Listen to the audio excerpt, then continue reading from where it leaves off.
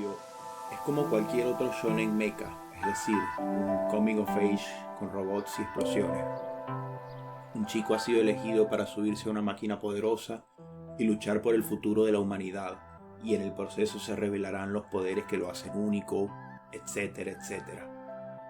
Es un género verdaderamente trillado, pero a medida que avanza la historia, los personajes se tornan complejos y la temática profunda. Mientras la serie todavía se encontraba en producción, alrededor del episodio 14 de un total de 26, Hideaki Anno, director y autor, se topa con el problema de crear un personaje con esquizofrenia. Un amigo le presta un libro sobre enfermedad mental, donde encuentra un poema escrito por un loco. Este poema tocó una fibra en su interior y fue lo que influenció el resto de la obra, marcando una deriva hacia lo existencial y lo psicológico, convirtiéndola en la mezcla de depresión y robots que todos conocemos y amamos. Neon Genesis Evangelion. La serie está sembrada de referencias a la teoría freudiana, como si quisieran que sepamos que saben algo de psicoanálisis, pero no nos vamos a detener en eso.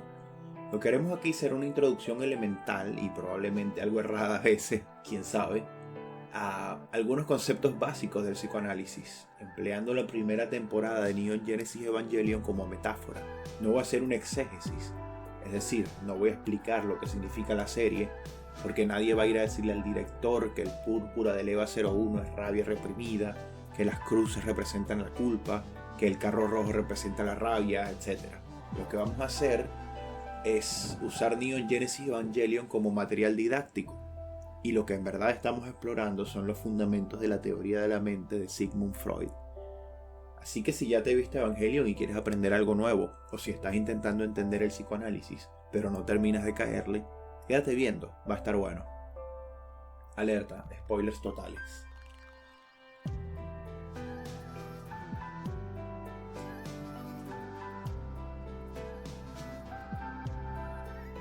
Criaturas alienígenas con poderes supernaturales llamadas ángeles atacan a la humanidad, intentando alcanzar el centro de Neo Tokio 3, uno de los últimos bastiones de la civilización, y unirse con otro de su especie llamado Adán, ubicado en lo profundo de la ciudad, desatando así la repetición de un evento de destrucción global conocido como Tercer Impacto. La humanidad entera intenta detener a los ángeles con el poder de los EVA, robots gigantes pilotados por niños de 14 años. La trama gira alrededor de este conflicto entre humanos y ángeles. Veamos ahora cómo puede ser eso una metáfora para el inconsciente, una palabra que seguramente has escuchado antes. En esencia, el inconsciente es un lugar dentro de la mente. Freud divide la mente en 3 lugares semejantes dependiendo de su contenido.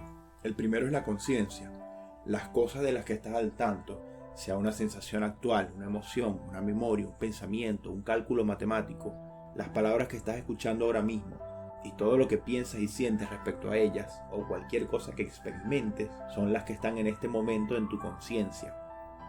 Solo estás al tanto de un número limitado de cosas a la vez, de modo que la conciencia es como una habitación pequeña donde solo caben muy pocas experiencias a la vez, aunque entran y salen constantemente. Justo al lado de esa habitación está el preconsciente, una suerte de antesala desde donde los elementos pueden entrar a tu conciencia en cualquier momento y sin dificultad. Las cosas que puedes recordar a voluntad están ubicadas en tu preconsciente. Por ejemplo, ¿cuál es tu fecha de cumpleaños? Si puedes recordarlo es porque está en tu preconsciente. En comparación con la conciencia, el preconsciente tiene bastante espacio. Más allá de ese lugar estaría el inconsciente, donde están los contenidos de tu mente a los cuales no puedes acceder con facilidad. Nadie puede sondearlo con precisión, pero suponemos que es enorme. Todos los elementos de tu psique se forman originalmente en tu inconsciente como impulsos básicos. Luego se mueven hacia el preconsciente. En ese proceso dejan de ser solo impulsos, se transforman en símbolos. Si experimentaras todos esos impulsos a la vez, antes de ser ordenados por el preconsciente, caerías en la locura, como una multitud de gente tratando de caber dentro de una habitación diminuta. El preconsciente y la conciencia forman un solo subsistema, una suerte de filtro que selecciona los impulsos que serán sentidos o experimentados y sobre los cuales puedes actuar en base a decisiones conscientes. Más allá de ese sistema yace el inconsciente, que no es sistemático, aunque no es precisamente un caos absoluto. Pero el sistema preconsciente consciente no se detiene solo en filtrar. Resulta que el inconsciente es la parte de tu psique que está en contacto con el animal salvaje o el organismo crudo en tu interior, y no todos los deseos de ese organismo son muy agradables. De modo que el sistema preconsciente consciente reprime ciertas emociones, recuerdos e impulsos, porque sería demasiado traumático dejarlos entrar a la conciencia. ¿Alguna vez has sentido que aprendiste algo que preferirías ignorar? Bueno, puede ponerse bastante doloroso. El gran descubrimiento de Freud, que hoy en día nos parece elemental, es que hay más cosas ocurriendo en tu mente de lo que puedes darte cuenta o de lo que te gustaría admitir. Todos los impulsos del inconsciente están cargados de una energía que los lleva en dirección a la conciencia, pero se encuentran con una fuerza opuesta que los mantiene inconscientes, y gracias a eso no actuamos como locos. Cualquier mecanismo por el cual un impulso es mantenido en el inconsciente se conoce como mecanismo de defensa. Los contenidos del inconsciente tienden constantemente a alcanzar la superficie, o sea, la conciencia, cargados de energía psíquica, y los mecanismos de defensa los mantienen abajo. El sistema preconsciente consciente da paso a aquellos impulsos que sí llegarán a la conciencia, reprime el resto y así la psique funciona de manera normal. El problema es que mientras más son aplastados los impulsos, más fuertes se tornan, como una caldera encendida pero cerrada que empezara a acumular presión. Y algunos impulsos, nunca son admitidos en la conciencia. Entonces existe una tensión constante entre tu animalidad, el deseo caótico e interminable que duerme en cada uno de nosotros, y tu conciencia, el conjunto organizado de elementos mentales que le muestras al mundo y al espejo cada día, entre comillas, la persona que eres, quien crees que eres, pero estás equivocado, aunque eso es materia para otro video. A esa tensión entre inconsciente y consciente, entre animalidad y racionalidad, la denominó Freud el conflicto psíquico. Ahora imagínate que Tokio 3 entera es la mente de una sola persona. Los ángeles serían impulsos inconscientes que tratan de alcanzar la conciencia, que en este caso sería el dogma terminal, donde se encuentra Adam o Lilith. En esta metáfora, la dirección está invertida, porque los contenidos inconscientes están debajo e intentan escalar hacia arriba, hacia la conciencia. Curiosamente, Tokio 3 es una ciudad invertida.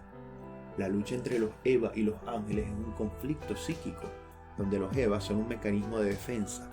Deben mantener el statu quo contraponiéndose, es decir, luchando contra los fragmentos del inconsciente que tratan de alcanzar la conciencia.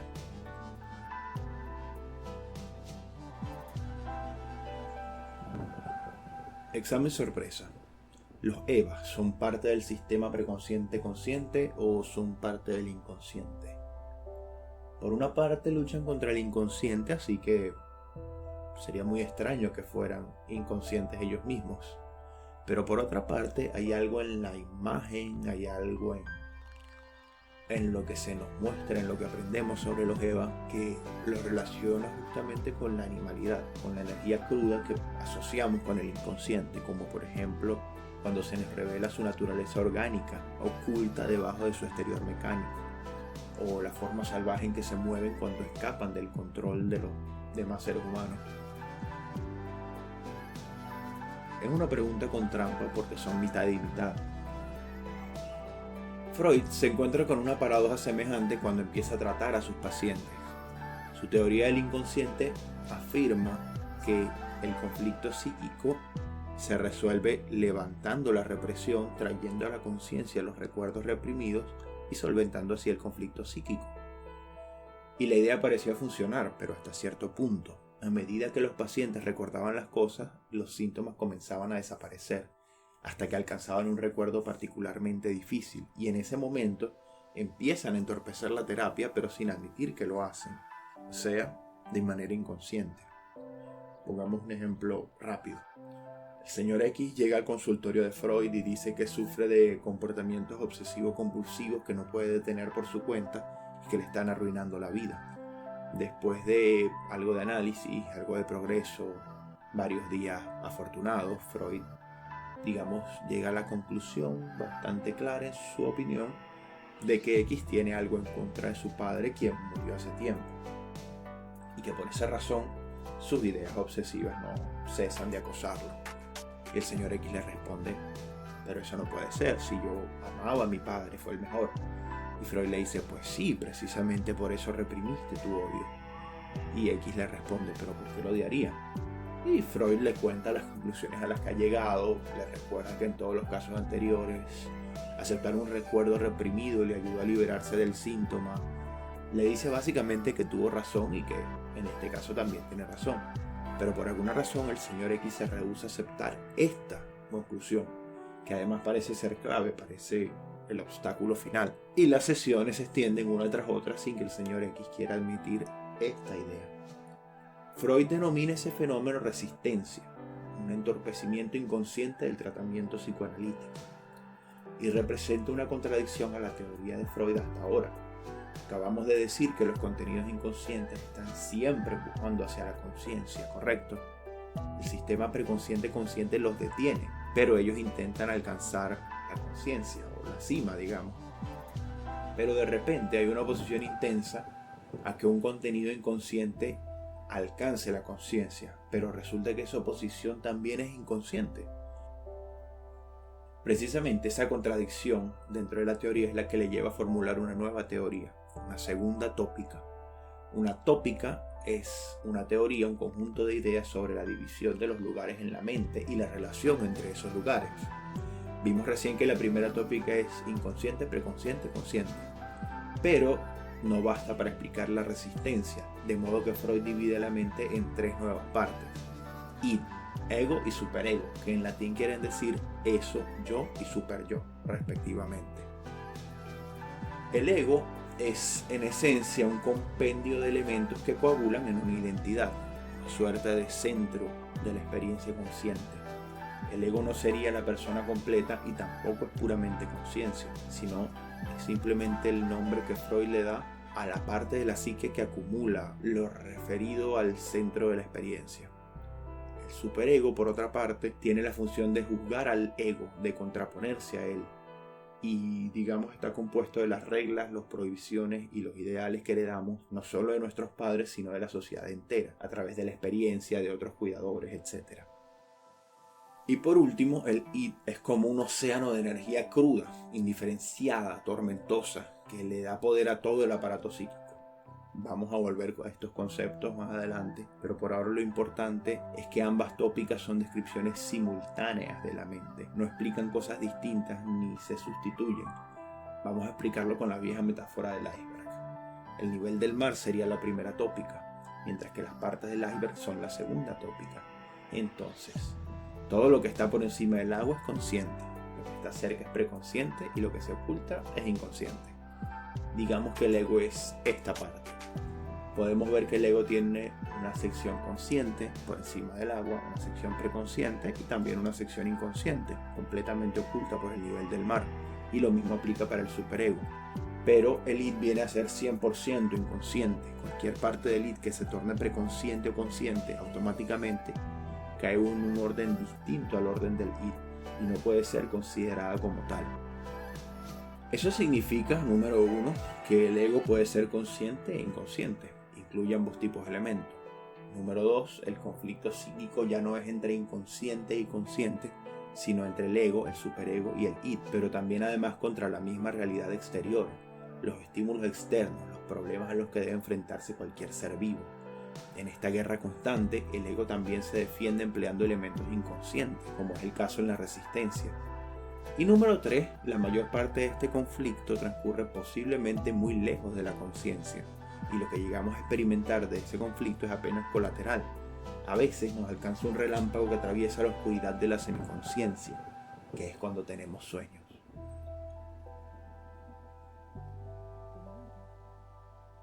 Cambiemos la metáfora. En vez de pensar en Neo-Tokio, en la ciudad entera, pensemos en el Eva, un piloto controlando un ser aparentemente inactivo, ceñido de metal, que parece aguardar durmiendo, igual que el ego sentado encima del id, una piscina masiva de energía, y los ángeles representarían ahora el embate de la realidad exterior. El ego se nutre de la energía del id, pero a la vez debe controlarla, para enfrentar los embates constantes del mundo exterior. Si el ego es el piloto y el id es el robot, ¿quién es el superego? En este caso, Gendo Ikari, una voz sin rostro que emite órdenes desde un lugar alto. Al principio, cuando somos recién nacidos, solo existe el id. Entramos en contacto con la realidad, se activan los sentidos y así empieza a desarrollarse el ego, como una suerte de película psíquica sobre la superficie sensorial de la psique, y poco después del ego se desprende un superego rudimentario. De alguna forma, el ego queda en la encrucijada entre el id, el superego y la realidad. Y cuando hay un conflicto entre estos tres vértices, es decir, todo el tiempo, el yo debe encontrar la forma de solventarlo. Al igual que los pilotos de los EVA, el yo no entiende por completo ninguno de los tres vértices y mucho menos los controla. Neon Genesis Evangelion puede leerse como la historia de un ego débil que primero se desintegra y luego recupera su estabilidad.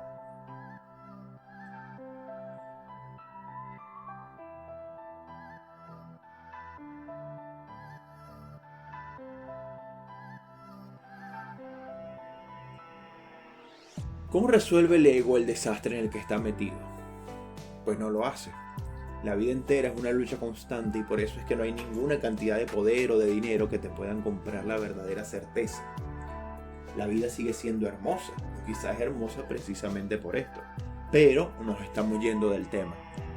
Un ego fuerte, que no es lo mismo que un ego inflado, es aquel que puede mantener un balance entre las demandas de la realidad, el deseo inconsciente y las sanciones del superyo, pero que además, cuando pierde el equilibrio, y eso siempre va a ocurrir, es capaz de recuperar la estabilidad y seguir adelante. Un ego fuerte no es solo estable, sino que además crece, y aquí crecer significa ganar una cierta cantidad de dominio sobre las demás instancias y sobre la realidad. En contraste, el ego también puede colapsar. Veamos lo que ocurre en la pelea contra Bardiel en el episodio 18. Shinji es incapaz de lidiar con el ataque del ángel, la realidad, la demanda de su padre de que luche, el superego, y trata de imponer su propia voluntad, el ego, para no herir al piloto. Al final no logra luchar contra ninguno de estos y queda completamente desconectado del EVA y es forzado a observar cómo todo ocurre sin poder intervenir. Un colapso del ego y una toma completa por parte del superego. Superego que además es implacable y ciego, que muestra una violencia precisa y utilitaria. Y al ego, que aquí es Shinji, solo le queda observar impotentemente.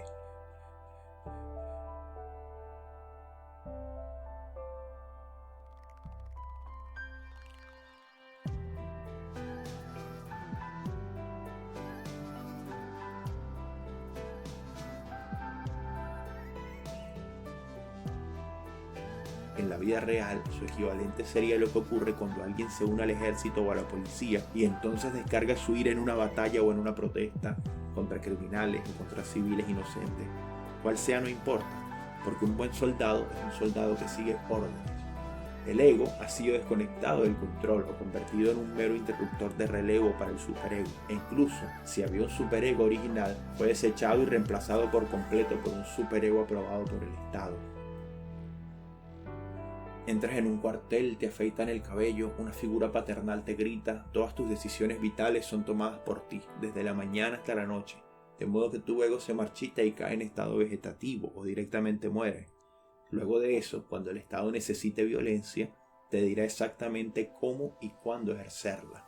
Si tomas a uno de esos soldados ciegos y les preguntas por qué masacraron a un montón de estudiantes, pues no te va a hablar sobre sí mismo, ni te va a contar su historia, sus razones, sus motivos personales, sino que escucharás un cliché, que es lo mismo que decir palabras del superego. Solo estaba siguiendo órdenes. Otra relación posible entre el ego y el superego es una relación de identificación.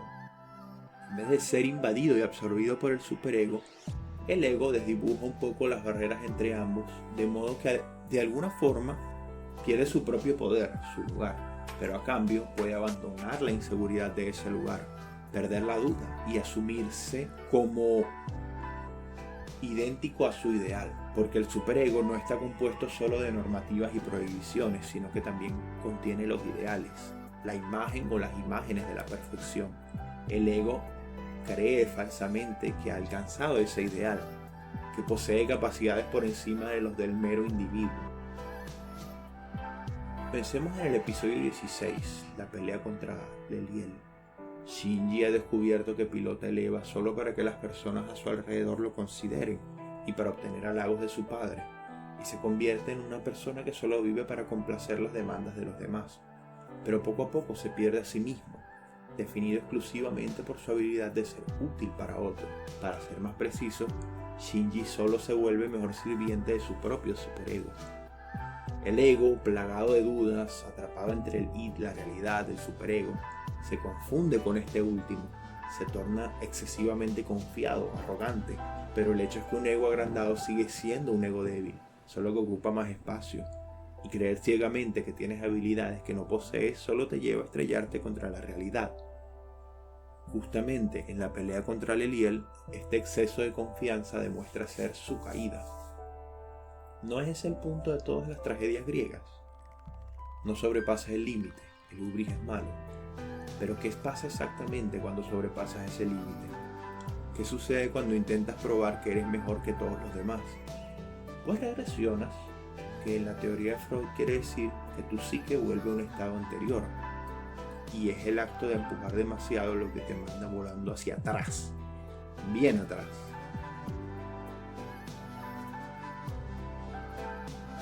Podemos decir en el caso de Shinji que regresiona hasta el punto inicial, porque Leliel puede leerse como una metáfora del útero materno. El olor a sangre, la pasividad, el mar infinito y silencioso y finalmente la sensación del abrazo de su madre, que en última instancia es el Eva, es lo que lo salva de Leliel, como si repitiera su nacimiento. Entonces hay primero un movimiento aparente hacia adelante, hacia el super yo, hacia el padre, hacia la realidad, pues Shinji parece aceptar su lugar como piloto, pero en el fondo sigue tratándose de un ego débil que se pierde ante el superego. Y luego, un exceso, un sobrepasarse de la línea, que tiene como consecuencia una regresión. La misma secuencia puede extrapolarse a Asuka. Su aparente autoestima también deriva de un ego agrandado, que trata de ocultar una fragilidad extrema que es quizá más grave que la de Shinji. Ha depositado todo su autovalor en sus capacidades como piloto, o sea, en complacer al superego, y en el episodio 22, previamente herida en su orgullo como piloto, carga contra Arael, se sobrepasa de la línea y regresiona, entra en contacto con su madre.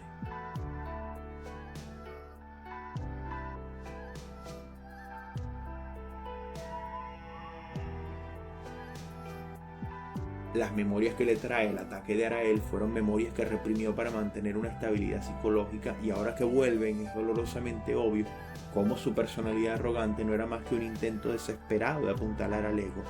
Y es un intento que funcionó por un tiempo, un intento de mantenerla viva luego de la catástrofe que fue perder a sus padres, pero también era desesperado, frágil, construido sobre bases inestables, por decirlo de alguna manera.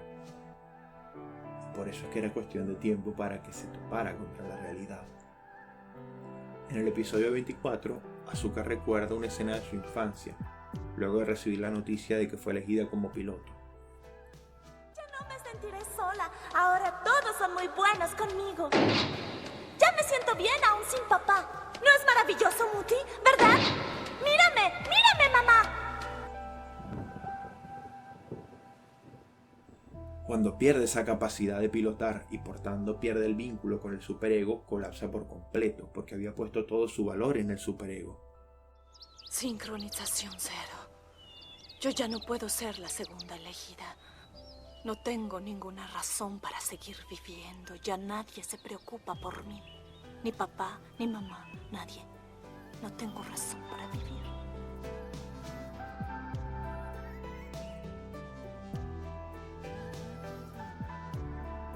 El superego existe para contraponer las normas de la sociedad al deseo ilimitado del id, que como dijimos provee la energía de todo el sistema, que la psique completa, pero a la vez amenaza con abrumarla. Y finalmente, el ego intenta mediar entre esos dos y la realidad. Precisamente una de las funciones que define al ego es la de mantener el principio de realidad. ¿Qué significa principio de realidad? Bueno, ¿alguna vez has pensado en la diferencia entre imaginar que tocas una mesa y la sensación de tocarla? ¿Alguna vez has tenido un sueño donde todo se siente extremadamente real? ¿Cómo diferenciarías lo que era un sueño de lo que es el estar despierto? Si la sensación en sí era idéntica. En el momento del sueño creías que era real. Y no hay una verdadera diferencia entre la sensación dentro del sueño y la sensación fuera del sueño. Eso quiere decir que hay otra cosa más allá de la sensación que nos permite diferenciar entre lo real y lo irreal. Y de eso se trata el principio de realidad. De diferenciar las sensaciones no por sus características, sino por su origen. Sean externos, los que provienen de los sentidos, o internos, las que provienen del interior de la psique, como recuerdos o productos de la imaginación o sueños. El fracaso del ego en mantener el principio de realidad es la base de la esquizofrenia. ¿Y qué significa esquizofrenia? Es un concepto bastante difícil de precisar, así que ni me voy a molestar. Pero bueno, en resumen, es aquello a lo que la mayoría se refiere cuando emplea la palabra locura.